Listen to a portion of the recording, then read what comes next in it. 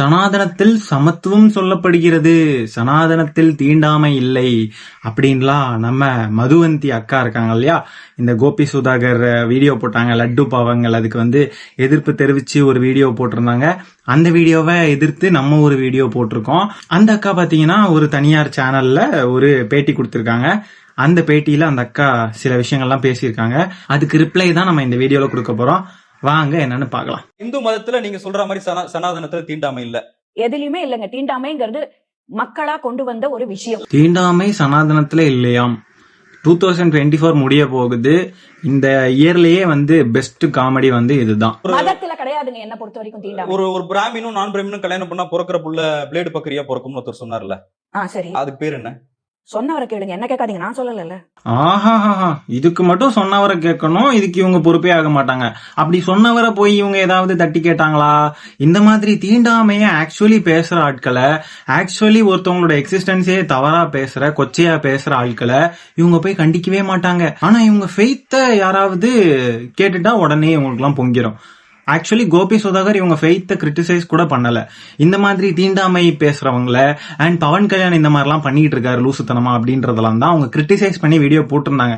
அந்த வீடியோல ஹிந்து மதத்தோட ஃபெய்த்தையோ ஒரு குறிப்பிட்ட மதத்தையோ மதம் சார்ந்த விஷயங்களையோ அவங்க எந்த வகையிலுமே தப்பா போடல. கோபி சுதாகர் கண்டிக்கிறீங்களா? இத்தனை கோபி சுதாகர் ஒட்டுமொத்த இந்துக்களோட ஒரு ஃபெய்த்தை வச்சுக்கிட்டு விளையாடினாங்க. கோபி சுதாகர் போட்ட எந்த இண்டிவிஜுவல் ட்ரோல் வீடியோவையும் நான் இது வரைக்கும் கண்டிச்சது கிடையாது. நான் நரேந்திர மோடி பத்தி கூட பேசுங்க, எனக்கு அதை பத்தி கவலை இல்ல. இவங்க என்ன சொல்ல வராங்கன்னா, ஒரு இண்டிவிஜுவலா ட்ரோல் பண்றதெல்லாம் ஓகே, ஆனா ஒரு ஒட்டுமொத்த கம்யூனிட்டியோட ஒரு ஃபெய்த்தா இருக்கிற ஒரு விஷயத்த ட்ரோல் பண்ணக்கூடாது அப்படின்றாங்க. இதேதான் நாங்களும் சொல்றோம். ஒரு இண்டிவிஜுவல் தவறு பண்ணிருந்தா அந்த இண்டிவிஜுவலை மட்டும் தவறா பேசுங்க. ஒரு ஒட்டுமொத்த சமூகத்தையும் ஒட்டுமொத்த மக்களையுமே பிற்படுத்தப்பட்ட மக்களையும் ஒடுக்கப்பட்ட மக்களையும் இழிவா பேசுறது அப்படின்றத பண்ணாதீங்க. இவங்க பிராமணர் அல்லாத பிற சமூகத்தினர் அத்தனை பேரையும் தீண்டத்தகாதவர்கள் மாதிரி பேசுறப்போ அது ஒட்டுமொத்த கம்யூனிட்டியுமே ஒட்டுமொத்த மக்களையுமே புண்படுத்துற மாதிரி இருக்காதா என்ன? இவங்க ஃபெய்த்தை பத்தி அந்த பசங்க ஒரு வார்த்தை கூட பேசவே இல்ல, புடிச்சு வச்சுட்டு தொங்குறானுங்க. இதுவே வேற ஏதாவது மதத்தை பத்தி பேசியிருந்தா இந்த மாதிரி விட்டுருப்பாங்களா? இதுவேன்னு ஆரம்பிக்கிறது. இவங்களுக்கு எல்லாம் ஒரு குறிப்பிட்ட சில வார்த்தைகள் இருக்கும். இதுவே இன்னொரு பக்கம் ஜனரஞ்சகமா யாருன்னு கண்டுபிடிங்க. யாருன்னு தெரிஞ்சவங்க கமெண்ட்ல பதிவு பண்ணுங்க. ஜனரஞ்சகமா அப்படின்னு பேசுறது யாருன்னு. உங்களுக்குள்ள ஒரு இண்டிவிஜுவல் தப்பு பண்றாங்க அப்படின்றப்போ அவங்களே நீங்க போய் கேட்க மாட்டீங்க. முதல்ல உங்களுக்குள்ள ஒருத்தர் தப்பு பண்றப்போ அவரை போய் முதல்ல திருத்துங்க.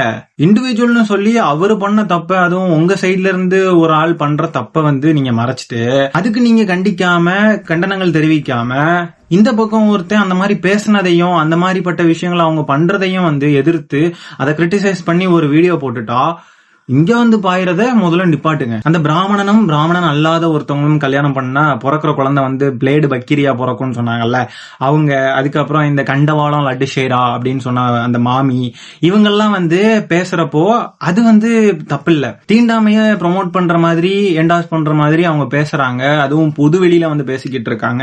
பிராமணர் அல்லாத ஒட்டுமொத்த சமூக மக்களுமே தீண்டத்தகாதவர்கள் மாதிரி அவங்களோட எக்ஸிஸ்டன்ஸையே கொச்சப்படுத்தி கேவலப்படுத்துற மாதிரி பேசுறதை இவங்க எல்லாம் கண்டிக்காம இவங்க ஃபெய்த்தை கொஸ்டின் பண்ணிட்டாங்களாம், இவங்க ஃபெய்த்தை கிரிட்டிசைஸ் பண்ணிட்டாங்களாமா. ஆக்சுவலா அந்த பசங்க ஃபெய்த்தை கிரிட்டிசைஸும் பண்ணல, கொஸ்டினும் பண்ணல, எதுவுமே பண்ணல. ஆனா அப்படி இவங்க அந்த எக்ஸிஸ்டன்ஸை கேலி கிண்டல் பண்றத சப்போர்ட் பண்ணிட்டு இந்த ஃபெய்த்தை இவங்க கொஸ்டின் பண்றாங்க அப்படின்னா அப்படிப்பட்ட ஃபெய்த்து என்னுடைய இதுக்குதான் சமம். எதுக்கு எடுத்தாலும் அவங்க கிட்ட சொல்லுங்க, நானா சொன்னேன், இவங்க கிட்ட கேளுங்க, நானா சொன்னேன், அவங்க பேசினாங்கன்னா அவங்கள கேளுங்க அப்படின்னு சொல்லிட்டு இந்த மாமி பேசிக்கிட்டு இருக்குது இல்ல. அதே மாதிரி கோபி சுதாகர் உங்களையா சொன்னாங்க? உங்களை சொல்லல, அவங்க என்னமோ ஒரு வீடியோ போட்டு போயிட்டாங்க. உங்களை ஏதாவது சொன்னாங்களா? அவங்க உங்களை தனிப்பட்ட முறையில ஏதாவது சொன்னாங்களா? அவங்க பாட்டுக்கும் அந்த லட்டு சம்பவம் ட்ரெண்டிங்ல போயிட்டு இருந்துச்சு, அதை வச்சு ஒரு வீடியோ போட்டாங்க. இதுல என்ன இப்ப போச்சு உங்களுக்கு? உங்களை குறிப்பிட்டு யாராவது சொன்னாங்களா? அப்போ உங்களை குறிப்பிட்டு பேசுற மாதிரி உங்களை குறிப்பிட்டே பேசாத ஒரு விஷயம் உங்களுக்கு வலிக்குது அப்படின்னா டைரக்டாவே ஒட்டுமொத்த மக்களையுமே குறிப்பிட்டு பேசுற அவாளெல்லாம் என்ன பண்றது? அப்போ அதெல்லாம் கண்டிக்கணும்ல. சனாதனத்துல சமத்துவம் இருக்கு, சனாதனத்துல தீண்டாமை எல்லாம் கிடையாதுப்பா அப்படின்னு சொல்றாங்கன்னா அவங்க எல்லாம் பேசுறப்போ இந்த அக்கா போய் கேட்டிருக்கணும்ல. சனாதனத்துல இதெல்லாம் இருக்குல்ல, சமத்துவம் தீண்டாமை எல்லாம் கிடையாதுல்ல, சமத்துவம் உண்டு இல்ல. அப்படி இருக்கிறப்ப நீங்க போய் கேட்கணும்ல அந்த ஆளை. இந்த மாதிரி பேசுறவங்க எல்லாம் போய் கேட்கணும்ல. ஏன் கேட்காம இங்க சண்டை போட்டுக்கிட்டு இருக்கீங்க? கோபி சுதாகரை மன்னிப்பு கேட்க வச்சீங்க, சரி உங்க ஃபெய்த்தை கிண்டல் அடிச்சாங்கன்னு மன்னிப்பு கேட்க வச்சீங்க. அந்த பாட்டி அந்த மாமி வந்து இந்த மாதிரிலாம் தவறா பேசிக்கிட்டு இருந்தாங்கல்ல, அவங்களையே மன்னிப்பு கேட்க வைக்கல? முதல்ல ஃபர்ஸ்ட் ஸ்டெப் அவங்கள தான் மன்னிப்பு கேட்க வச்சிருக்கணும். அவங்க பேசினது தவறு தான், என் வீடியோல நான் கண்டனங்கள் தெரிவிச்சிட்டேன் அப்படின்னு சொல்லிட்டு நீங்க சொன்னீங்கல்ல. சரி, நீங்க வீடியோல கண்டனங்கள் தெரிவிச்சீங்க, ஆனா முதல் ப்ராசஸ் வந்து நீங்க அவங்க மேலதானே கேஸ் போட்டுருக்கணும். இந்த மாதிரி தீண்டாமையை பேசுறாங்க, ஐயோ என்ன மாமி நீங்க நம்ம இதுல இருந்துகிட்டே இப்படி நீங்க பேசுறீங்க, இதெல்லாம் தவறுன்னு உங்களுக்கு தெரியாதன்னோ அப்படின்னு நீங்க சொல்லிட்டு உடனே நீங்க அவங்க மேல கேஸ் தானே போட்டுருக்கணும். அதை விட்டுட்டு அவங்க கிட்ட எதுவுமே பண்ணாம அவங்கள வந்து கிரிட்டிசைஸ் பண்ணி, இந்த சம்பவத்தை கிரிட்டிசைஸ் பண்ணி இதுல நடக்கிற விஷயங்களை பத்தி பேசின கோபி சுதாகரை வந்துட்டு அவங்க மேல கேஸ் போட்டீங்கல்ல.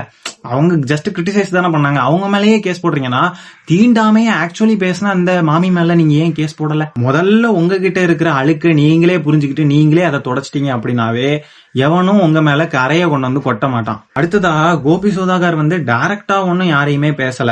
அந்த மாமியையும் டைரக்டா அவங்களோட வீடியோ எல்லாம் யூஸ் பண்ணி பேசல, பவன் கல்யாணையும் டைரக்டா யூஸ் பண்ணி பேசல.